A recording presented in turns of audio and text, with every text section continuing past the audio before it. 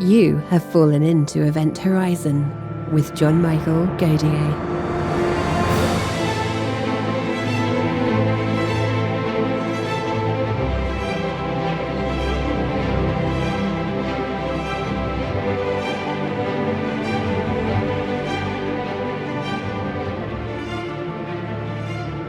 In today's episode, John is joined by Dr. Janusz Petkowski.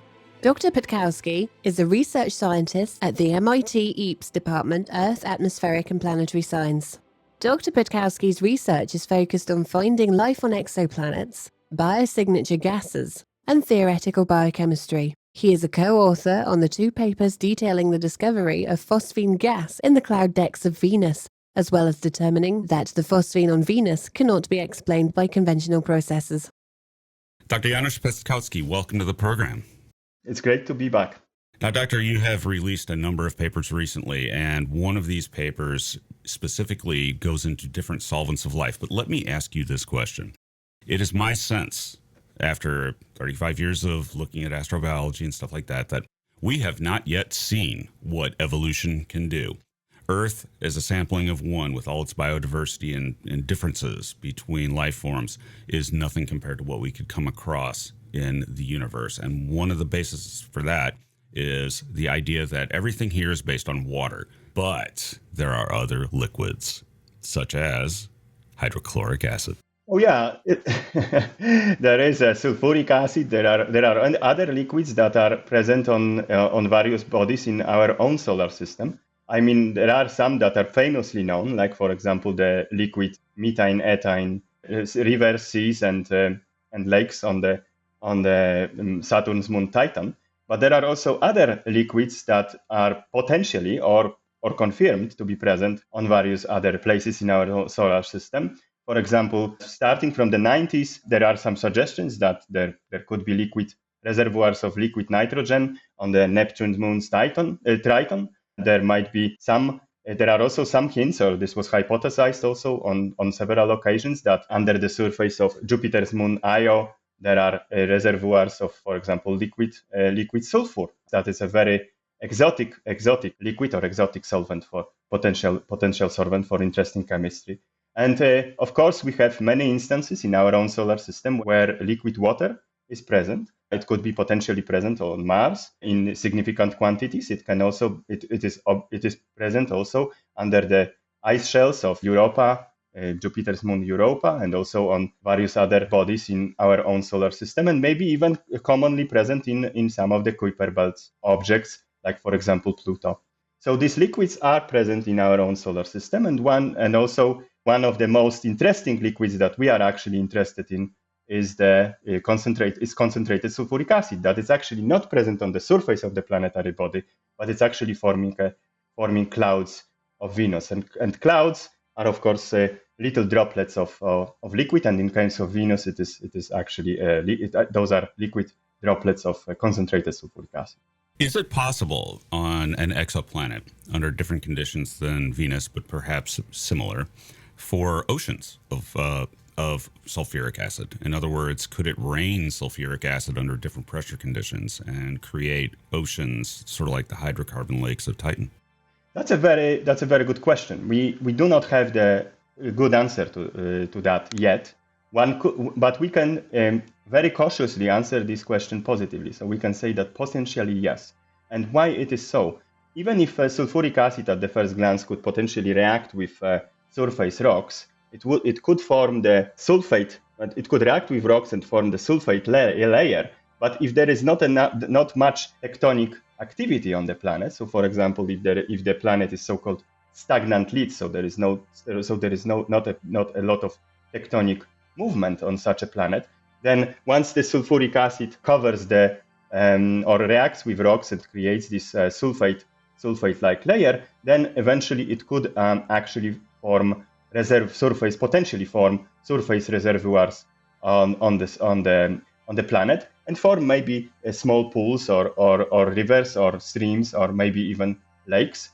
There might be not enough of this liquid to form very large seas or oceans, like we have oceans of water here on Earth.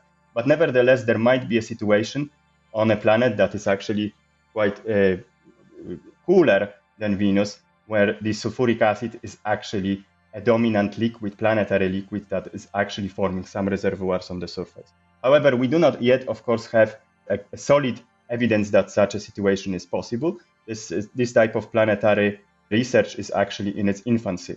We know, however, that it is likely that sulfuric acid, similarly or analogously to water, can actually be recycled by the planet itself. And this is very important because you do not want to lose your liquid or your planetary solvent in the process, in the geological processes on the planet.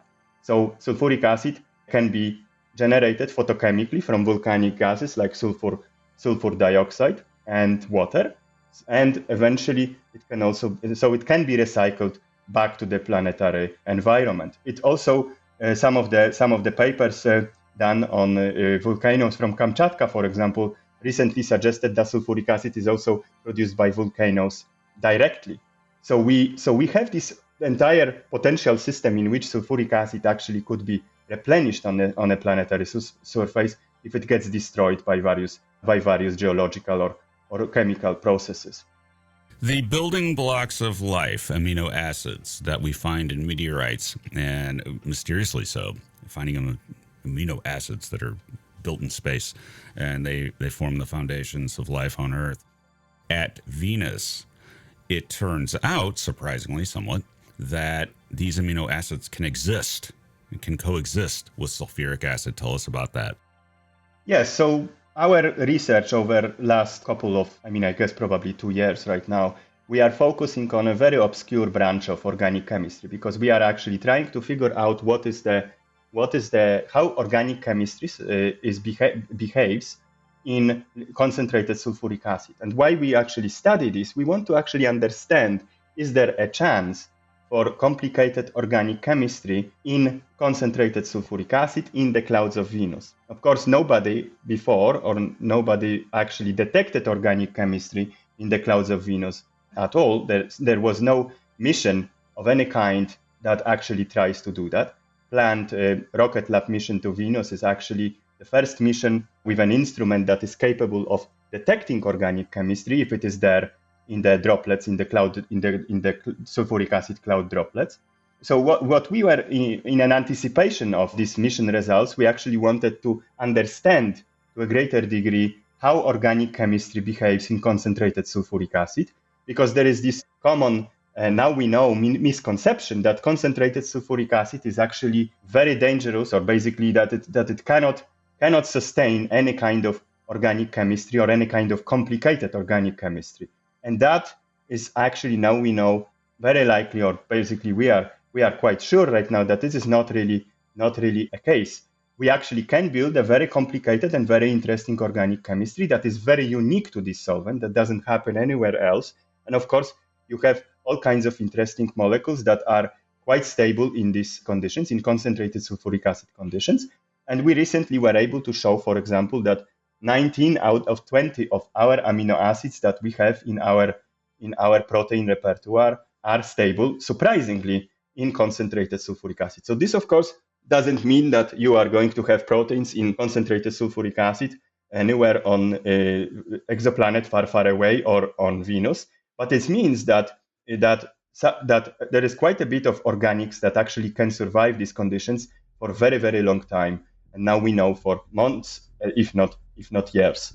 And not only amino acids are stable that we showed recently, but also nucleic acid bases as well. They are also very stable in these conditions, as well as other chemicals that our collaborators, for example, Dr. Janusz Petkowski and Professor Stephen Benner also studied. They were actually able to show that complex organic chemistry actually actually forms in concentrated sulfuric acid from very simple building blocks like formaldehyde and carbon monoxide. So you can effectively build organic molecules from the gaseous carbon components that you can find in the atmosphere of Venus. Of course, theoretically, because we do not have yet the evidence that this process happens on Venus, but in the test tube, in the laboratory, it does.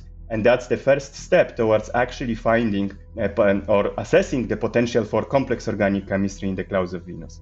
And hopefully the Rocket Lab mission with its instrument autofluorescence nephelometer is going to show us that indeed the organic chemistry is present in the clouds of Venus.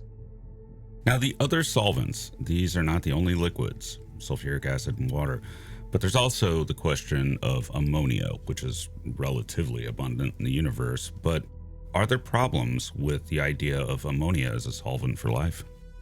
Yes, ammonia is a very common, it's actually a commonly invoked solvent for life in science fiction or even in scientific literature. However, it actually has one very serious problem. Its occurrence. So for the solvent, I mean, for a planetary solvent to actually be a viable candidate for some as a solvent for some interesting organic chemistry or maybe even exotic form of life, this solvent has to be stable in large quantities in a planetary setting. Either it has to be stable on the surface of the planet or a moon, or under the surface of the planet, or maybe in the clouds, or maybe actually forming the clouds, as for example sulfuric acid on Venus does. But with ammonia, there is a problem. It is actually reactive solvent, so it actually is, for example, photochemically unstable, and it actually gets destroyed quite readily through photochemical processes. When it actually gets destroyed, it eventually reacts away in a way that forms N2, atmospheric nitrogen. And as we know, that atmospheric nitrogen is actually an extremely stable molecule that is going to persist in the atmosphere completely, basically indefinitely, or for very, very long time. So this recycling of ammonia is very much perturbed, and it cannot really happen readily. And that is crucial for sustainability of various reservoirs of these alternative solvents on the planet. And unfortunately, ammonia cannot meet that criterion. There is also another problem, is that ammonia often coexists with water. So it often likely gets mixed with water on various moons or possibly even exoplanets. And then in this case, we do not really have a situation when you have a pure ammonia solvent, but rather an ammonia-water mix, which is in itself a very interesting potential solvent for complex organic chemistry, but it is not ammonia itself. It's rather a very alkaline or basic water. Now, isn't that the case for potentially Pluto in a subsurface ocean, that it might actually be that sort of antifreeze mix of ammonia and water? So we can actually envision this, right, in our solar system. Yes, absolutely. And such mixes, like ammonia-water mix, is actually in itself a very interesting environment. And again, this is an opportunity for people to actually study the chemistry in such exotic environments that are relevant from the planetary point of view, because they are actually an interesting environment in their own right, which could act as hosts to some very interesting organic chemistry, and who knows, maybe something even something very, very different, something alive that is very, very different than what we have here on Earth. Now, one could play with ideas of temperature here, in that, okay, Earth has its temperate, habitable zone, Goldilocks zone existence with its liquid water and everything, but maybe Venus has life with sulfuric acid in a much higher heat environment, but not in the upper atmosphere where we're talking about. It's not crazy. And then we go out to the outer solar system, and it's low temperature life. For example, maybe something might be eking out an existence in the hydrocarbon lakes of Titan. Can we envision other weird solvents that exist under very, very different conditions? For example, liquid helium, or something that you might find at a layer in a gas giant or something like that. Can we go that far as to wonder about really strange conditions where something is, that's normally a gas is in a liquid phase? Oh, that's a very good question. And I honestly must say that I don't know. Even speculation on, we have to realize that we've never actually studied how chemistry actually behaves in such extreme and unearthly conditions. So we honestly do not know. We try, with our research, we try to put forward this idea that what life actually needs is some sort of liquid solvent that actually allows molecules to meet each other and interact and react with each other, and essentially, eventually, hopefully, lead to more complex molecules that could eventually lead to life and exert some sort of biological or chemical function. We hope that, or we postulate, that water is not the only solvent for life, and that these liquid solvents of planetary relevance are actually quite many. However, there are some solvents, like, for example, these very, very weird conditions of liquid helium or liquid even, like I mentioned, that are so extreme that that is probably even difficult to model what we could expect. And probably, I'm speculating right now, it is quite possible that you cannot really form a regular normal organic chemistry in such conditions, because they would be unlike anything that we ever envisioned in a regular rocky-like planetary setting. Because even these very obscure or quite exotic solvents that we postulate as potential alternatives to water are still considered in the context of the regular rocky planet or a moon. But maybe, who knows, maybe organic chemistry and life finds a way and exists in conditions or in environments that are even more exotic than what we have considered in our recent papers. There is a term here, and I believe it is protonating, and a fluid must host certain conditions. In other words, the right environment for this chemistry to occur. What defines that? In other words, what makes water so good, and why would sulfuric acid be a close second? Yes, that's actually a very, very good question. When we asked ourselves a question, what other potential solvents for life could there be? We came up with 4 criteria that the solvent actually had to meet. And the first one is, we touched on the first one already when we discussed the unfortunate case of ammonia, is the occurrence. So basically, it is the question how likely the solvent is to exist stably on the surface of the planet or near the surface or in the clouds in a sufficiently large quantity. So this, for example, excludes all kinds of peculiar industrial solvents that we can make in the lab. They are simply not going to be produced on a large, cosmically large setting, or they are not going to be produced in sufficient quantity or any planetary body. So there is a criterion of occurrence and sufficient abundance, and there is also the criterion of solvation. And what that means is that the solvent liquid has to dissolve molecules, the fact that it dissolves these molecules makes it easier for them to interact and react and essentially exert their chemical and biological function. But there is an important caveat to that, is that the solvent cannot dissolve everything. There have to be some sort of molecules that are insoluble in that solvent, because they can, for example, act as an important structures for life that could, for example, be the source of the membranes or cell walls or general cellular structures. And this is quite important because, and an example from water of such structures is simply the cellular membrane. The lipids or fats are not they do not dissolve in water. They form sometimes complicated vesicles and complicated structures and micelles in water, and this actually allows for the formation of coherent cellular structures. So this is precisely because water is able to solubilize some molecules, but not all of them, and there has to be an interplay between the insoluble fraction of molecules and the soluble ones. So this is another criterion, and of course there is also a criterion of pure chemical stability. Molecules that are dissolved in the solvent have to be stable. They have to be stable. They cannot react with the solvent and be completely destroyed immediately. So they cannot really react with each other or act in some important way that could lead towards the formation of life, for example.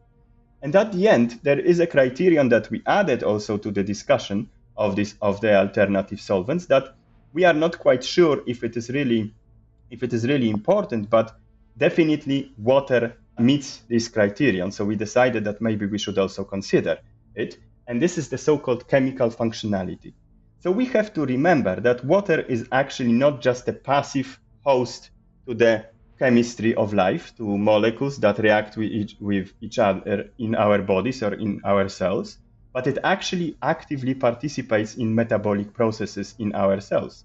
We have the reaction, for example, reactions of hydrolysis, when we break apart molecules in an organized manner in our cells, and this is thanks to the reactivity with water. We have all kinds of other reactivities with water of various molecules so water participates in reactions of our cells, of our life, quite actively. And while we are not sure if every solvent has to be an active participant of biochemistry, we can assume that maybe it does. And from that, we can see that some of the solvents are actually not the best candidates for as hosts for biochemistry, while others are better. For example, the ethyne-methane lakes of Titan, well, they might actually be quite difficult places in which for life to exist, simply because at such low temperatures where these lakes and reservoirs exist, there is actually a very low solubility of any kind of molecule. So basically, nothing gets soluble enough for the chemicals to interact with each other sufficiently to actually for this system to actually work. So everything essentially could precipitate on the bottom of the reservoir, and nothing really is soluble. So we have a situation when there is not enough molecules that are soluble to actually get the life's reaction, so to speak, to go. On the other hand, we have sulfuric acid that appears to, from our very preliminary analysis, appears to meet every criterion, the same criteria, meet this criteria in as good way as water. So essentially, we know that sulfuric acid, for example, can exist in sufficient quantities in planetary setting. We see that in our own solar system, in the clouds of Venus. We know that it can dissolve molecules very well without destroying them. That our research in organic chemistry in sulfuric acid already shows that.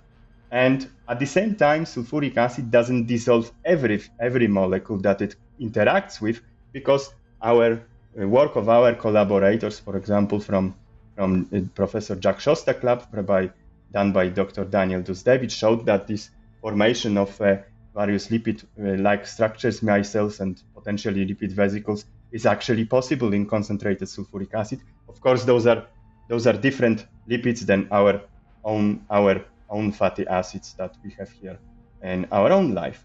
And at the same time, we also know that sulfuric acid can participate very nicely in the reactivity of these chemicals. It can actually be part of an active potential hypothetical biochemistry. So there is an open question: Can sulfuric acid actually be an alternative solvent for life, for some sort of biochemistry that is entirely different than biochemistry that we have here on Earth, that is based on water? Thoughts on the idea? Now, we have two elephants in the room in the periodic table regarding biology and the elements that it uses. And one of those is, of course, phosphorus, which there are questions. Maybe it's spotty in the galaxy and that some areas are very phosphorus poor and may not be able to produce life at that point, since they just don't have enough phosphorus. And then we have arsenic, which can stand in for it. And there have been many claims of the possibilities of arsenic-based life. What are your thoughts on that? Is arsenic viable? And what do the solvents actually change the landscape if you have arsenic instead of phosphorus chemistry? So arsenic, I don't think that arsenic can supplant phosphorus, because essentially you will have a very efficient hydrolysis. When you have water-based life, you are going to have a very efficient hydrolysis of the arsenic esters of any polymer that has arsenic instead of phosphorus, instead of phosphate in its genetic polymer. So from that point of view, actually you cannot really have arsenic as a clear substitute for phosphorus. Similar situation probably has also very likely, we didn't test that ourselves in our lab, but similar situation probably also happens in concentrated sulfuric acid. But this is just a very short answer to the question, is arsenic a viable element for life? I actually think that phosphorus is not a required element for life, or it's not universally required. So the discussion is the equal or unequal distribution of phosphorus in the galaxy a problem for life's origin? I think that it might not be a problem at all, because you can find a way to build a genetic polymer or life's biochemistry, even in water, without phosphorus. Of course, our own life here on Earth cannot survive or cannot function without phosphorus chemistry, but this is because we actually live on a planet where this phosphorus chemistry is available, or where phosphorus is available, even if it is technically often actually quite scarce, it is still available. And maybe through a sheer chance of origin of life, it actually got incorporated into Earth's life biochemical repertoire. But I don't think that phosphorus is a required element for all kinds of life, even in water, because you could in principle build biochemistry without phosphorus using genetic polymers that do not have a backbone built from phosphate, but it could be achieved by something else, by some other chemical groups that also give the genetic polymer a charged, like linear molecule backbone like structure. So I would be careful.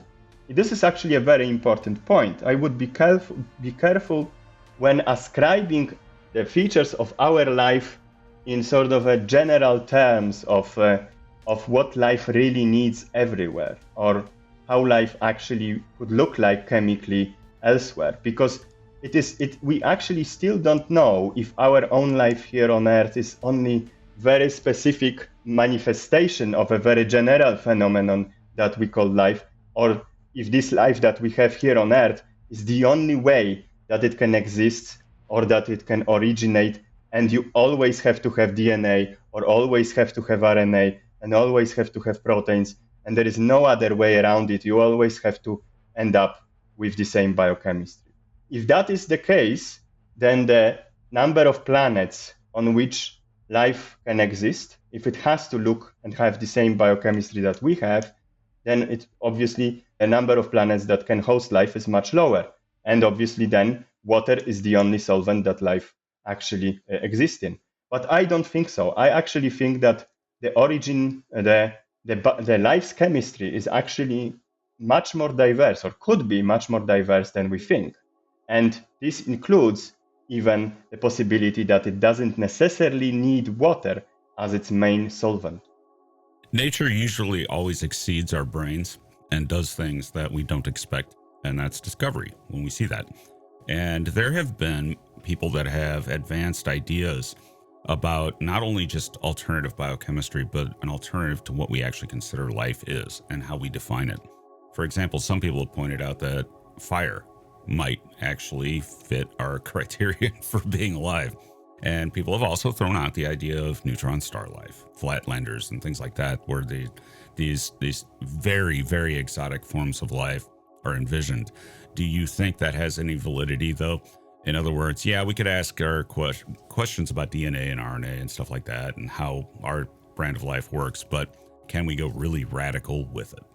Oh, I don't. And I avoid the question about the definition of life, because it is an unbelievable rabbit hole that eventually I don't think it's actually that useful, and it might be a controversial statement. I often say that we do not need to define life to search for it, because what we are actually, when we look for life, and this is our group's daily job, my colleagues, Professor Sarah Ziegler and Dr. William Baines, who also work with me on these very interesting topics, this is basically what we do. And what we actually focus on is finding some sort of anomalies, finding something that doesn't belong to the planetary environment as we know it. So essentially, let's say that we understand a rocky planet and how it behaves, its geology, geochemistry, geophysics, and atmospheric physics. And suddenly, through our observations or our research, we find something that really doesn't fit into this picture. And of course, this doesn't mean that this is life, that this anomaly is the result of life's activities. It doesn't, because it's not a proof of that, but it allows us to actually look further and see, and maybe even put forward the hypothesis that various anomalies could be the result of life. Of course, it's not a proof. And what these anomalies could be, obviously, various different atmospheric gases that cannot be explained by known planetary processes. Of course, there might be some unknown processes that we previously didn't consider. And something that is very important, which is the complexity of chemistry. The planet itself is not that capable of making various complex organic chemistry and organic chemicals, and especially if these organic chemicals are of certain pattern, let's say. For example, fatty acids of certain length and not the other. For example, or molecules that are only one type versus the other.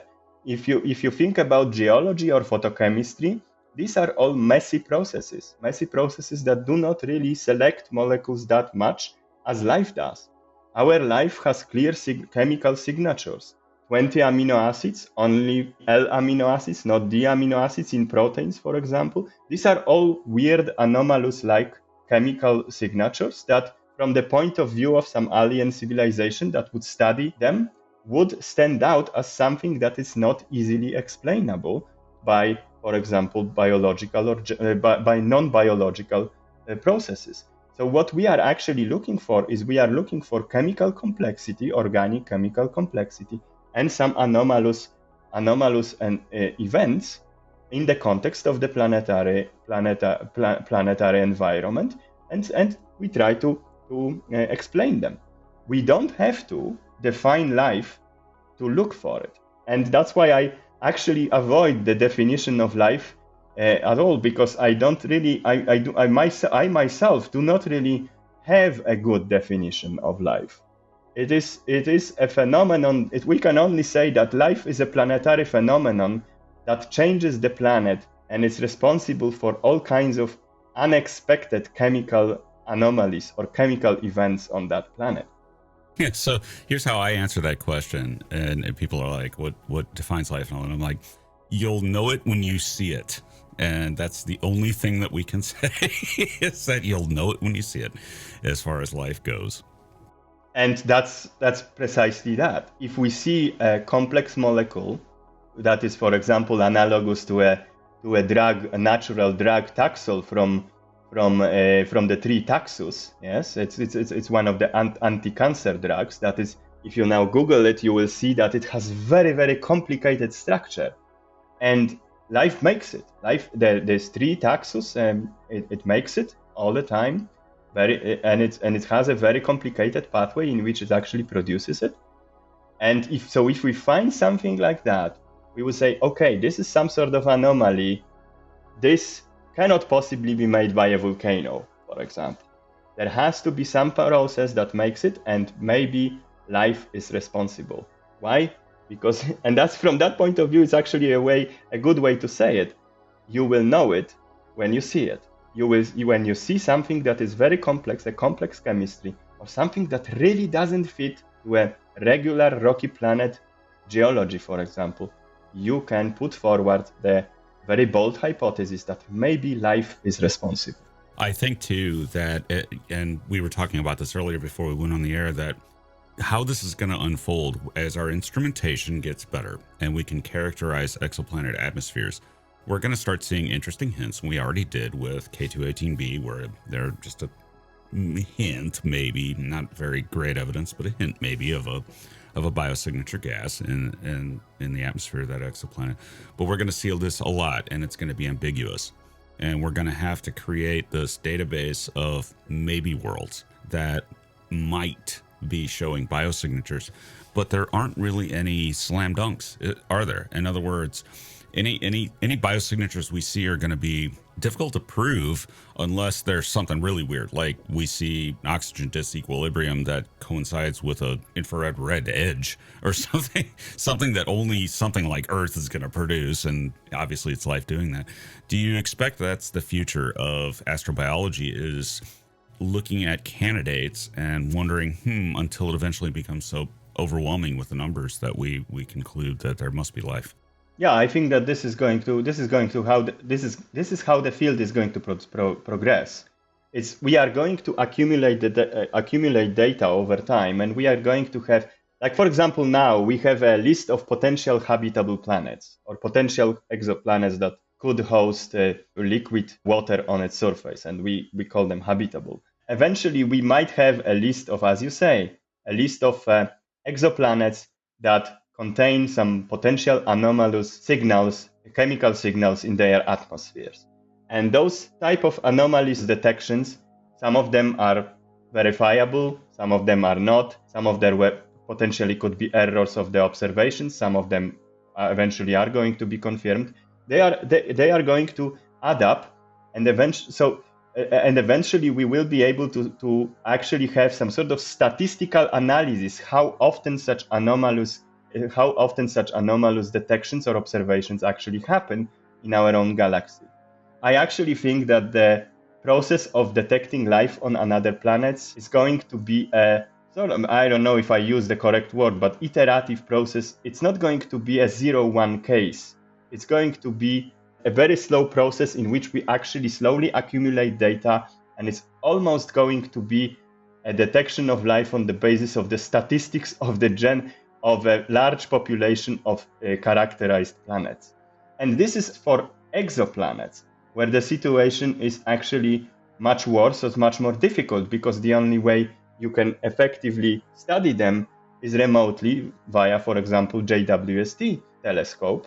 So you cannot actually go there in any foreseeable future to actually check really how they look like, or what is the environment, what is really their environment look like, and how you can really explain those potential anomalous detections. In our own solar system, we have a better situation, because any kind of anomalous detections on various planets, on Mars, Venus, or Europa, or anywhere else, can actually be very well verified. We can actually go there, and we can actually build a life, or maybe not life detection mechanisms, or instruments, but instruments that can actually, for example, look for complex organic chemistry, and we can verify any kind of anomalies that we detected remotely. So I think that the process of finding life on elsewhere is going to progress, but it's going to be done through the accumulation of data,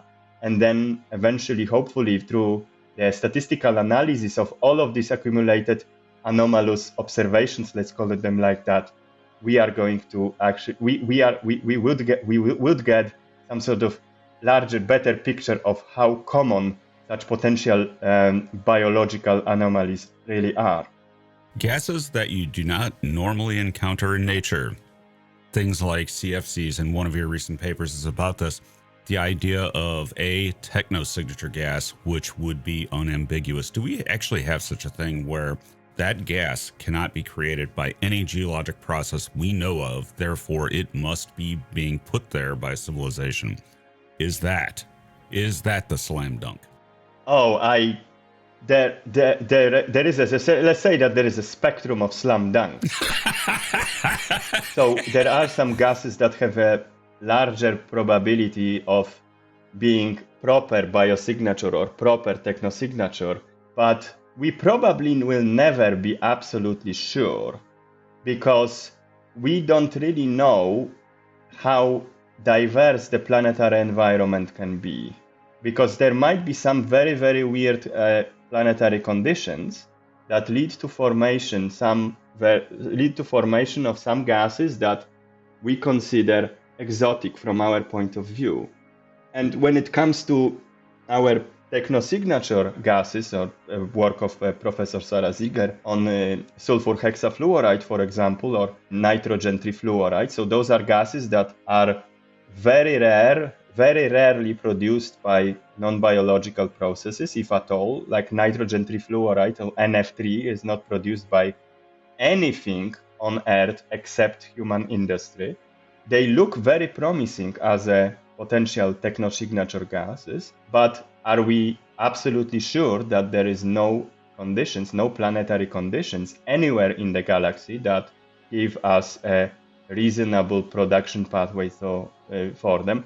I don't know. I suspect that they are probably very rare, and they are actually a real good technosignatures, but we cannot exclude a situation in which actually a planet could potentially make them in some very, very weird way, or maybe even life that it's not technological makes them for even more obscure biochemical reason.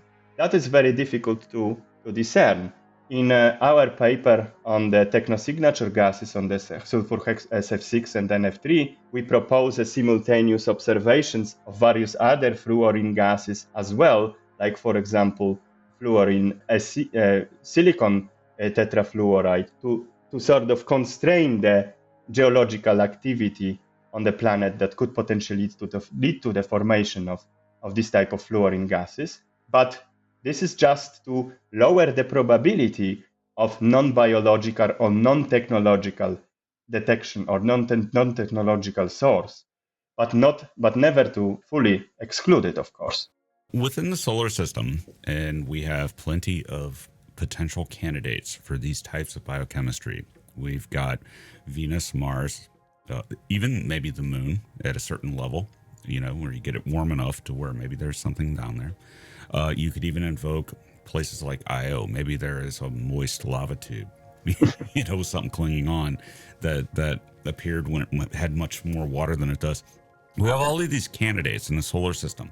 What are you bullish on? In other words, what candidate in the solar system for liquid water, life, solvents, all of that stuff is the one that you think that we should go and take a look at first? When it comes to worlds on which water is in liquid form and it has a liquid water, then Europa is my favorite. And the reason for it is twofold. First of all, we have compelling evidence that indeed this global ocean of liquid water is there. We know that this world is geologically active, that the liquid water ocean actually touches the rocky bottom of the ocean. So there is potential, for example, for hydrothermal systems and for some sort of, for example, energy source for life there. And also there is some aspect that people probably do not really discuss that often. Europa is as old as Jupiter. And so essentially, if life existed there, or if life got transported there, for example, from other planet in our own solar system and colonized this moon, then it had a lot of time to adapt and develop. So this is actually a place in which life could in principle thrive. And why I invoke this age of the Jupiter system or age of Europa is because there is, and I don't know if people are actually commonly aware of this, but there is a debate about how old is the Saturnian system, for example.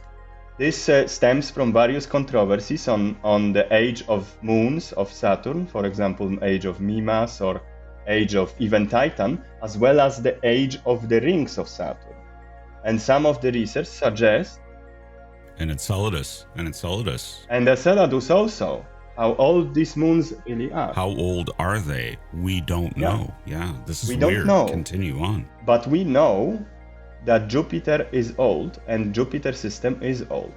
If in an event that Saturnian system is young, relatively young, let's say that it is a couple of hundreds of millions years old, or maybe some researchers suggest that it is as young as 150 years old, then you might have a situation that the Saturnian system is actually sterile to life because life simply didn't have time to properly develop in it. And from that point of view, from the point of view of age, Saturnian system might be not the best candidate to look for life. But this is only if the age of this system is actually very very young as compared to Jupiter. There is, of course, a question of Mars.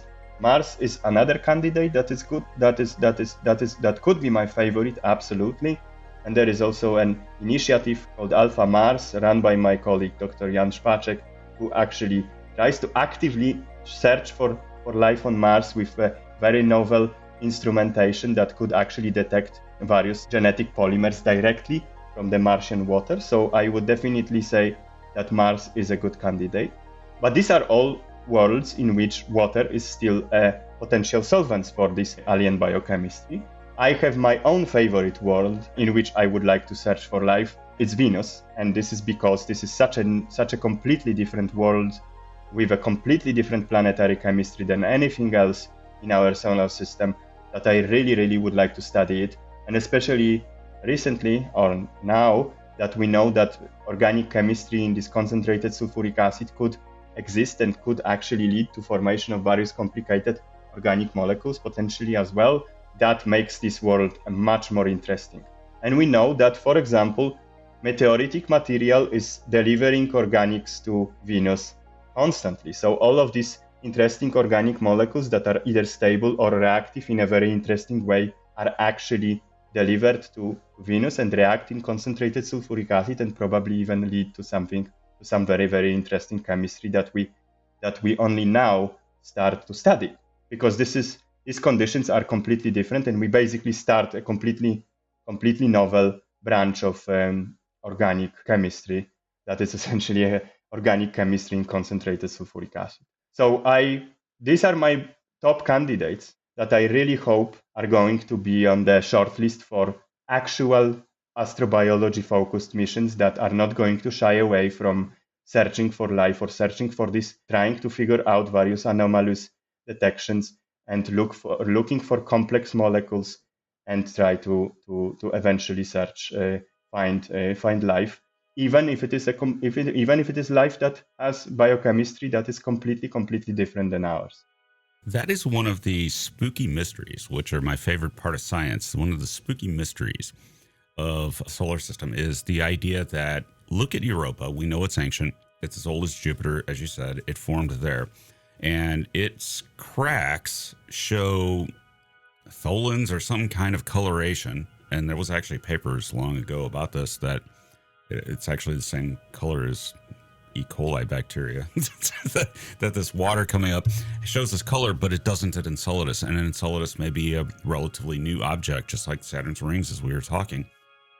What exactly happened at Saturn, do you think, that would allow the formation of objects so late, so recently? I don't know, but I could speculate that it had to be something catastrophic. It had to be something recent, and it had to be catastrophic in a way that it rearranged this entire Saturnian system.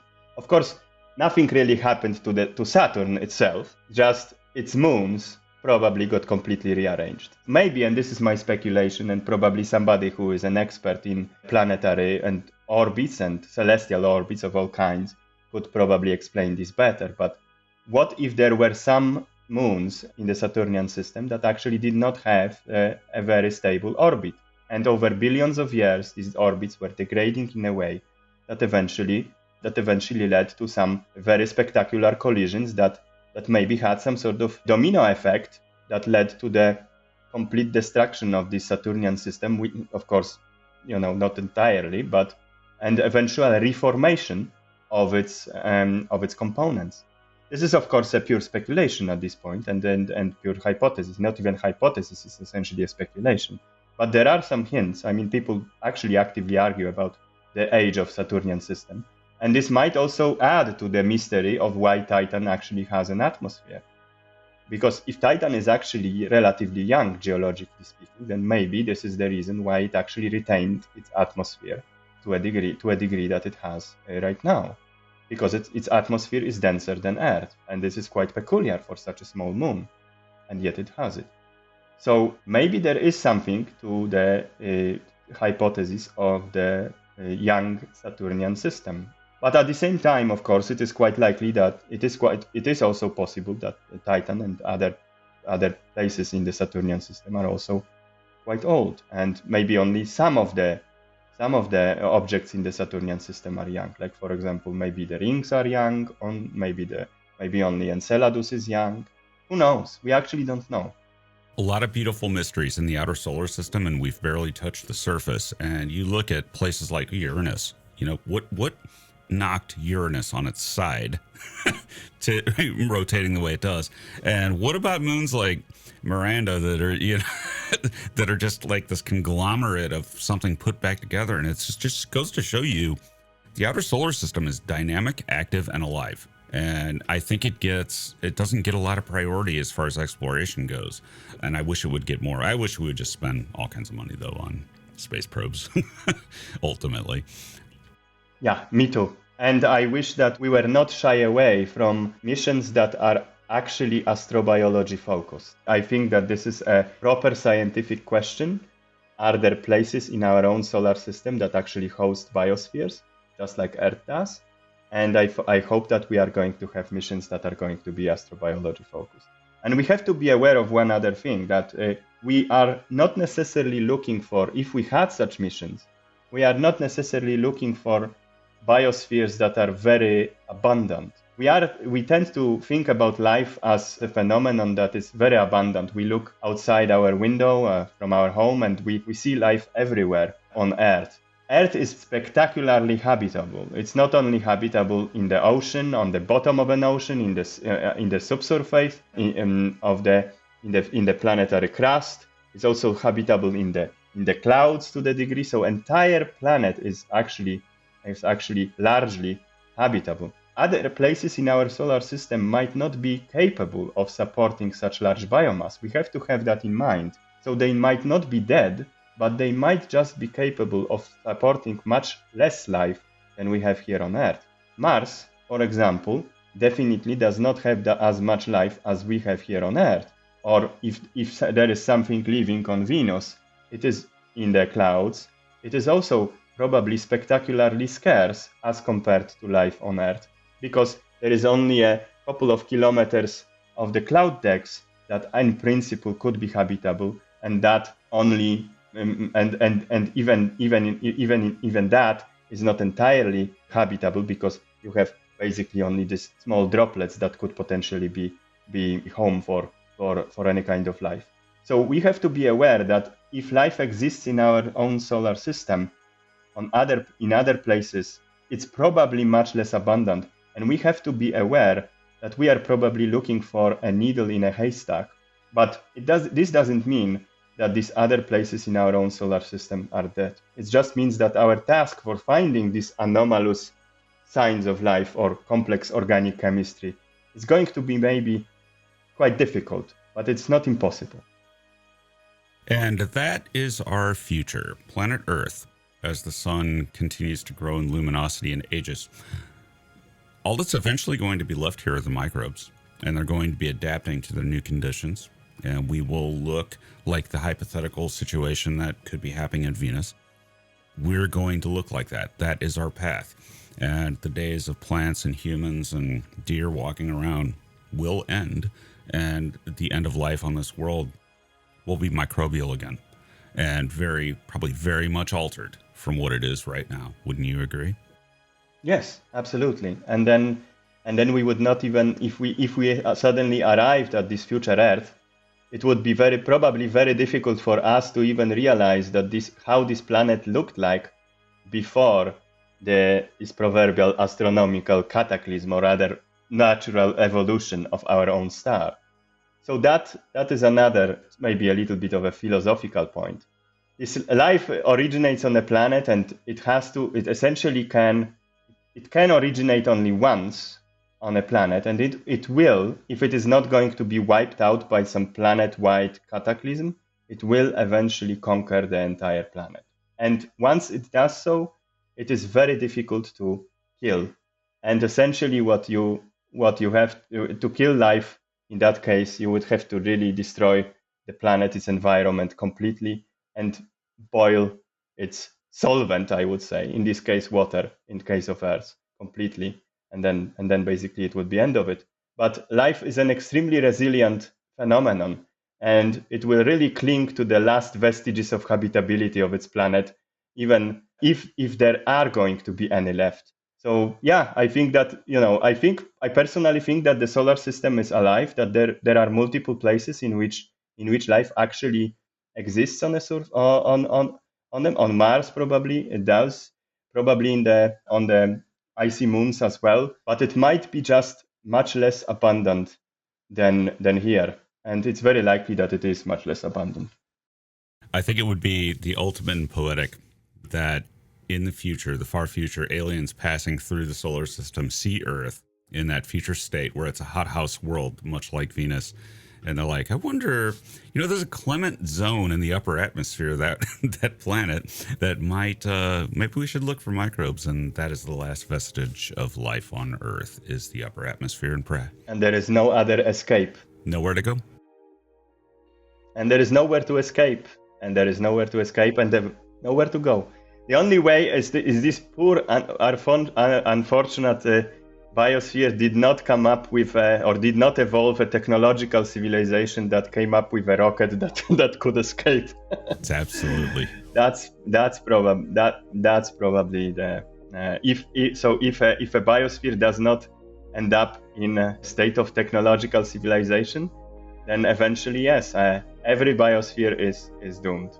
And all complexity is, because it starts simple and it ends simple. And that really tells us that we live in a microbial universe because they rule the universe, because they are the most resilient. Doctor, it's always good to talk to you, and I look forward to the next paper, which are coming in fast succession lately, and there are links to the recent papers in the description below. And I can't wait for the next one. This very, very, very broad new thinking within astrobiology, and I absolutely love it. Alternate solvents. Thank you very much. That was a pleasure. Event Horizon and my channel are now available as a podcast on Apple Podcasts, Spotify, and YouTube memberships. Early ad-free episodes, bonus episodes, and sleep-focused content. Sign up now by clicking the links below to your platform of choice.